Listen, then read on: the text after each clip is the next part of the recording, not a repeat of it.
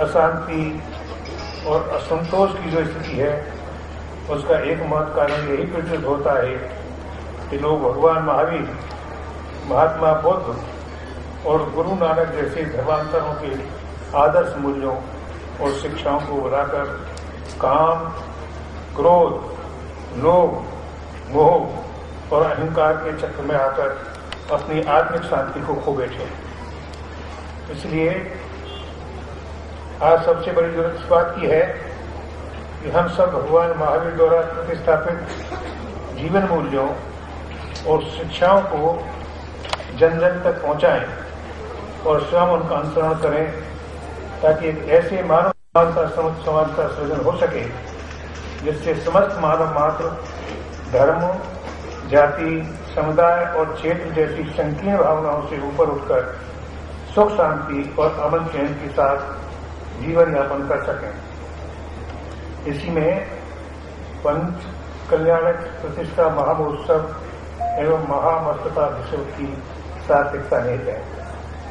हमारा परम सौभाग्य है कि उन जीवन मूल्यों और शिक्षाओं को अपने जीवन में उतारकर हमें भी उस मार्ग पर चलने के लिए प्रेरित करने वाले संत मुनि इस देश में निरंतर सक्रिय रहते आए हैं।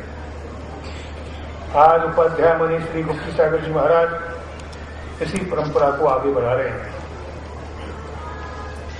जीवन में आचार, विचार, नियम और संयम तथा आहार और विहार यदि संयत हम रख सके जिस तरह से मुनिश्री जी रख रहे हैं, तो जीवन में कोई कठिनाई आने की बात सोची नहीं जा सकती। और जैसा कहा गया, व्यक्ति से ही राष्ट्र बनता है, राष्ट्र से दुनिया बनी है। सारे का व्यक्ति का ही नहीं, सारे लोग का कल्याण होता है। मैं आपको कहा कि मैं आना नहीं चाहता था, उसका कारण एक ही है कि ऐसे स्थानों पर जाने के लिए मन की शुद्धि, विचारों की शुद्धि, कर्मों की शुद्धि बहुत जरूरी है। मैं कई बार सोचा करता हूं कि क्या ये सारे गुण मुझ में हैं? जवाब मिलता है कुछ है, कुछ नहीं है। अब जो नहीं है उनका तो हमको चिंतन, मनन और क्रियान्वित करना है, जीवन में उसको ढालना है। मैंने आपको विश्वास दिलाया कि मेरी कोशिश यही रहेगी कि जो अब तक नहीं है उसको मैं आपसे ग्रहण करूं और उसका क्रियान्वयन जीवन में करूं। और अगर हैं तो अपने व्यवहार से, केवल वचनों से नहीं, औरों को ये कहकर के नहीं बल्कि करके दिखाने की कोशिश करूं कि सत्य, अहिंसा, ब्रह्मचर्य, परिग्रह, हस्ते जो जैन धर्म के मूल सिद्धांत हैं, उन पर चलकर ही मानव मात्र का कल्याण संभव हो सकेगा। अब और एक तरह से इसकी व्याख्या की जा सकती है, उसमें मैं गहराई में नहीं जाऊंगा, क्योंकि जैसा कहा गया मैं कोई जन्म से जैन तो नहीं हूं,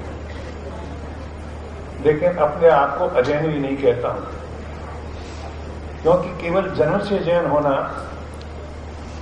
वो तो नहीं है, लेकिन जो जन्म से जैन नहीं है और जैनियों का कर्म करते हैं वो उनसे भी मैं उत्तम मानता हूं। जैन धर्म के अंदर कई साधु, साध्वी, मुनि, संत, आचार्य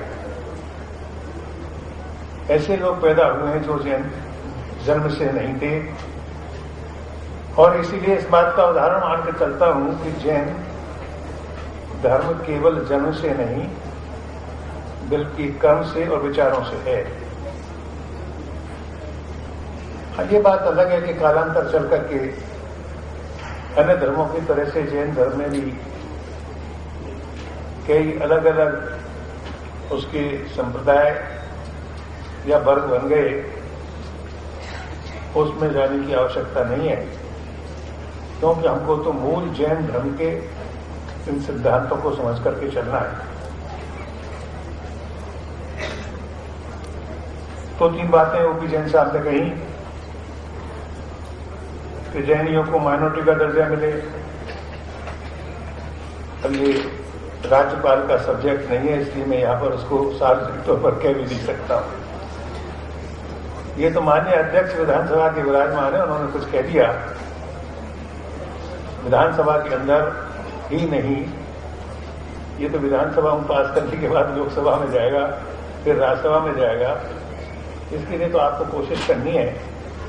गवर्नर के नाते मैं तो कोई कमिटमेंट भी नहीं कर सकता हूं। स्पीकर साहब ने तो कह ही दिया, और स्पीकर साहब तो सबसे ऊपर होते हैं। विधानसभा में जब भी गवर्नर के तौर पर मैं भी भाषण करने जाता हूं, तो जो स्पीकर साहब का इशारा होता है उसी का रूप में मुझे करना पड़ता है। इसलिए जब आप उन्होंने कह दिया तो मुझे तो कोई कठिनाई रही नहीं। दूसरी बात आपने कही इनकम टैक्स देने वालों की, बहुत अच्छी बात। हम चाहते हैं कि ज्यादा से ज्यादा लोग इनकम टैक्स देने वाले बढ़ें, लेकिन जरा टैक्स वैक्स ठीक ढंग से ही दें।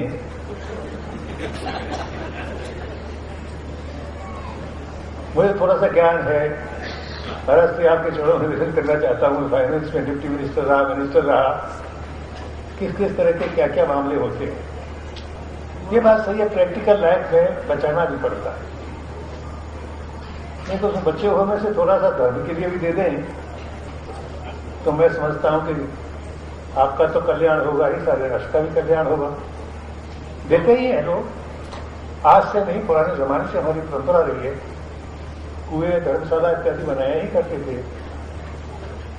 हमारी ऐसी आशा है कि और इस भावना को और आगे बढ़ाएंगे। और आज जबकि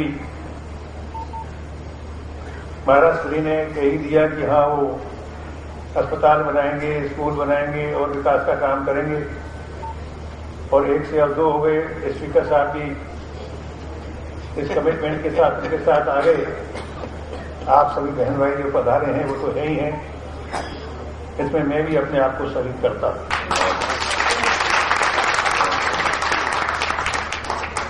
और आज मैं अभी घोषणा कुछ कर नहीं सकता हूं। राज्यपाल के पद में थोड़ा सा कुछ डिस्क्रिशनरी फंड होता तो है, क्योंकि एक तो मुझे देखना पड़ेगा कि कितना पैसा बचा है, और दूसरा ये भी देखना पड़ेगा कि धर्म के कामों में दे सकते कि नहीं दे सकते। एक तरह कानून की नियम की बात है, क्योंकि देश के अंदर इतने धर्म और संप्रदाय हो गए कि अब तो केवल जातियों के नाम पर नहीं, व्यक्तियों के नाम पर धर्म बन गए। इतने तो चैनल चलते हैं, किसको देखें किसको नहीं देखें, किसको माने किसको नहीं माने। इसलिए शायद एक नियम बना रखा, अध्यक्ष जी ज्यादा जानते हो, वकील भी हैं, कि हम धार्मिक कार्यों के लिए शायद दे नहीं सकते हैं। शायद इसलिए कहता हूँ, अगर ऊपर भी समझेंगे। स्कूल है यहाँ पर, स्कूल इज अंडर कंस्ट्रक्शन, अनाथ आश्रम, हाँ अनाथालय अगर है तो वो मैं देख लूंगा जाकर के। आप कभी पधारे हैं राजभवन, जितना संभव हो सकेगा अनाथालय के लिए जितना मन पड़ेगा मैं उस डिस्ट्रेस फंड में से देने का प्रयास करूँ।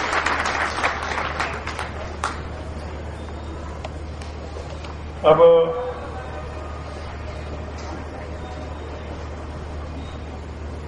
मैं जितना नमन करूं श्रद्धेय उपाध्याय मणि श्री गुप्ती सागर जी के चरणों में, उतना कम पड़ेगा, क्योंकि मेरी आस्था जहां एक तरफ जैन धर्म में है, जब मैं दिगंबरी साधु को देखता हूं तो सोचने पर मजबूर इंसान को हो जाना पड़ता है। हम इतने सारे कपड़े पहने हैं, तब भी सर्दी में मर रहे हैं। ये संत किस तरह से अपने जीवन को संयत करते हैं, उसका थोड़ा जानकारी मुझे है। बड़ा समय लगता है, बहुत संयम का, बहुत कठिन काम।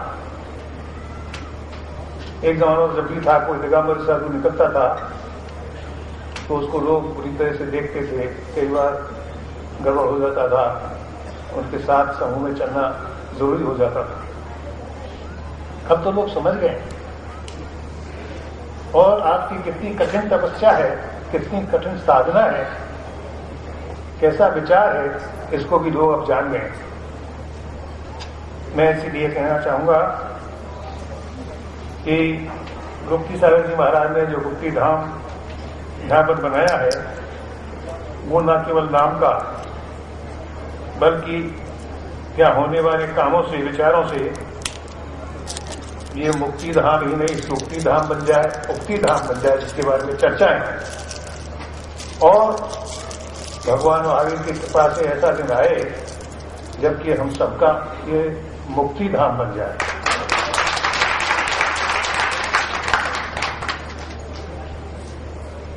यहाँ आने पर आपने जिस तरह से आशीर्वाद दिया, स्वागत सत्कार किया,